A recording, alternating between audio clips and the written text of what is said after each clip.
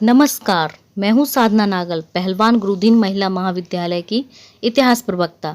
मैं आपके सामने इतिहास का नया वीडियो लेकर आई हूँ। वीडियो को अंत तक देखें क्योंकि अंत में मैं एक प्रश्न पूछूंगी।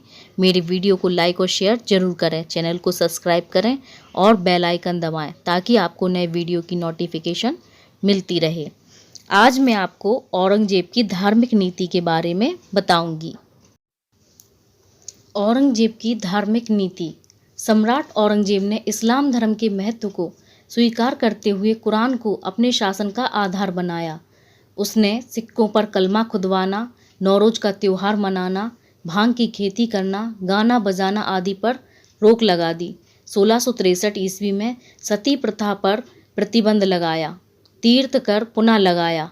अपने शासनकाल के 11 वर्ष में झरोखा दर्शन, 12वें वर्ष में तुलादान प्रथा पर प्रतिबंध लगा दिया। 1668 ईस्वी में हिंदू त्योहार पर प्रतिबंध लगा दिया। 1699 ईस्वी में उसने हिंदू मंदिरों को तोड़ने का आदेश दिया। 1669 ईस्वी में औरंगजेब ने बनारस के विश्वनाथ मंदिर एवं मथुरा के केशव राय मंदिर को तोड़वा दिया। उसने शरीयत के विरुद्ध लिए जाने वाले 80 करों को समाप्त करवा दिया। औरंगजेब के समय में ब्रज में आने वाले तीर्थ यात्रियों पर भारी कर लगाया गया।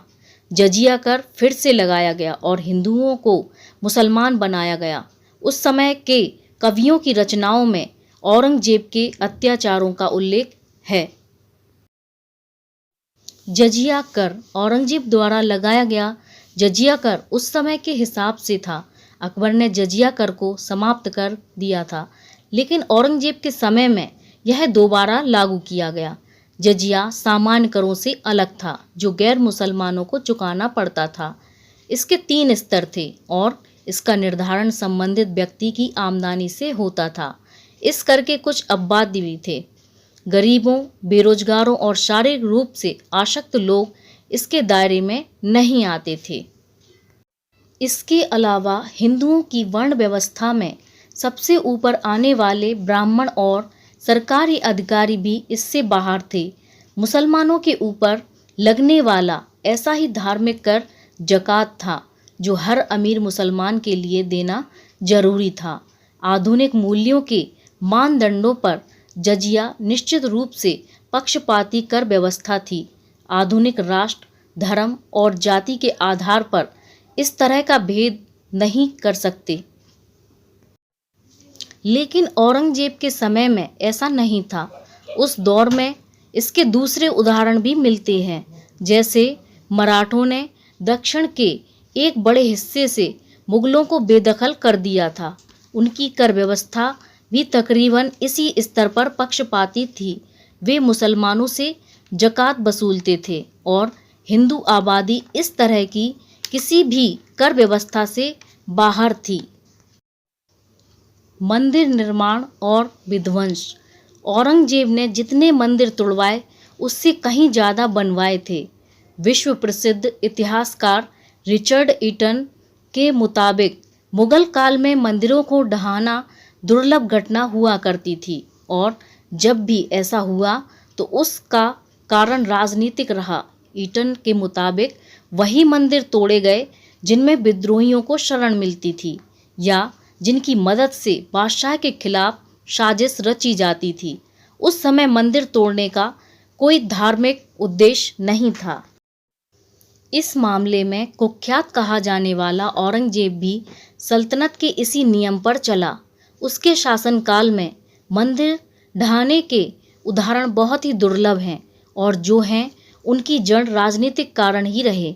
उदाहरण के लिए औरंगजेब ने दक्षिण भारत में कभी भी मंदिरों को निशाना नहीं बनाया, जबकि उसके शासनकाल में ज़्यादातर सेना यहीं तैनात थी। उत्तर भारत में उसने जरूर कुछ मंदिरों पर हमले किए, जैसे मथुरा का केशवराय मंदिर, लेकिन इसका कारण धार्मिक नहीं था।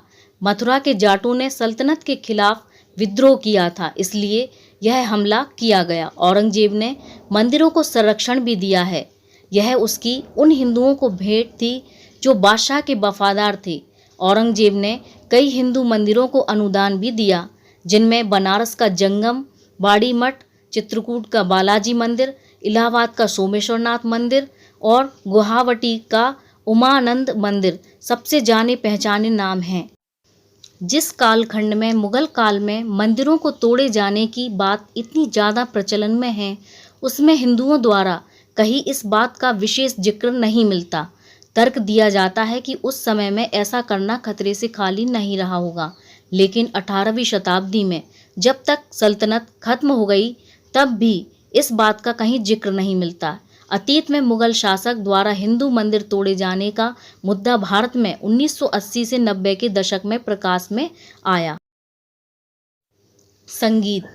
औरंगजेब को कट्टरपंथी साबित करने की कोशिश में एक बड़ा तर्क यह भी दिया जाता है कि उसने संगीत पर प्रतिबंध लगा दिया था, लेकिन यह बात भी सही नहीं है। कैथरीन बताती हैं कि सल्तनत में तो क्या संगीत पर उसके दरबार में भी प्रतिबंध नहीं था। बादशाह ने जिस दिन राजगद्दी संभाली थी, हर साल उस दिन उत्सव में खूब नाच गाना होता था। कुछ ध्रुपदों की रचना में औरंगजेब के नाम शामिल हैं। उसके शासनकाल में संगीत को संरक्षण हासिल था। कुछ ऐतिहासिक तथ्य इस बात की तरफ भी इशारा करते हैं कि वह खुद संगीत का अच्छा जानकार था। औरंगजेब के शासनकाल में संगीत के फलने फूलने की बात करते हुए कैथरीन लिखती हैं, 500 साल के पूरे मुगल काल की तुलना में औरंगजेब के समय फारसी में संगीत पर सबसे ज़्यादा टीका लिखी गई। हालांकि यह बात सही है कि अपने जीवन के अंतिम समय में औरंगजेब ज़्यादा धार्मिक हो गया और उसने गीत संगीत से दूरी बना ली थी। उसने कभी अपनी निजी इच्छा को सल्तनत की आधिकारिक नीति नहीं बनाया। अगर आपने वीडियो को ध्यान से देखा है तो आपको हमारे प्रश्नों का उत्तर देना है। प्रश्न नंबर 1, औरंगजेब ने हिंदू त्योहारों पर प्रतिबंध कब लगाया? प्रश्न नंबर 2, औरंगजेब ने विश्वनाथ मंदिर को कब तुड़वाया? इन प्रश्नों के उत्तर आपको कमेंट बॉक्स में लिखकर देना है।